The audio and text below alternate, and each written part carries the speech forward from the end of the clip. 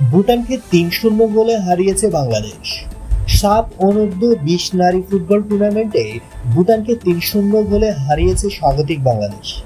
নিজেদের চতুর্থ ম্যাচেও জয়যাত্রা অব্যাহত রেখেছে বাংলার মেয়েরা।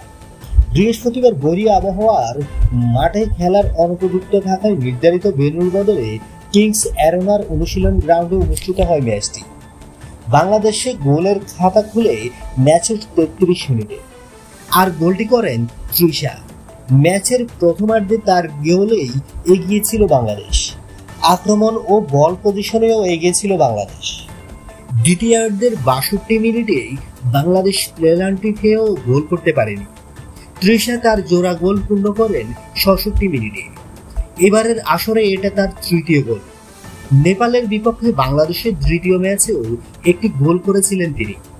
৭৫ মিনিটে স্বপ্না ডি বক্সের অনেকটা দূর থেকেই গোলের জন্য শট নেন। বল ভারে লেগে ভেতরের দিকে ঢুকে যায়। এই প্রতিযোগিতায় এটি স্বপ্নার দ্বিতীয় গোল। আসরের প্রথম গোলটিও স্বপ্নাই করেছিলেন।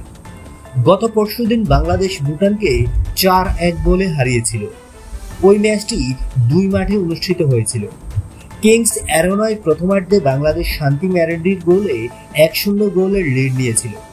৩ ঘন্টা পর শুরু হওয়া দ্বিতীয়ার্ধে ভুটান সমতা আনে দ্রুত। এরপর শান্তি মার্ডি আরও ২ গোল করলে হ্যাটট্রিক পূর্ণ হয় তার। শেষ পর্যন্ত ৪-১ গোলের জয় পায় বাংলাদেশ। বন্ধুরা, নিত্য নতুন এক্সক্লুসিভ খবরাখবর সবার আগে পেতে আমাদের ইউটিউব চ্যানেলটি সাবস্ক্রাইব করে পাশে থাকা বেল আইকনটি অন করে দেওয়ার অনুরোধ রইল।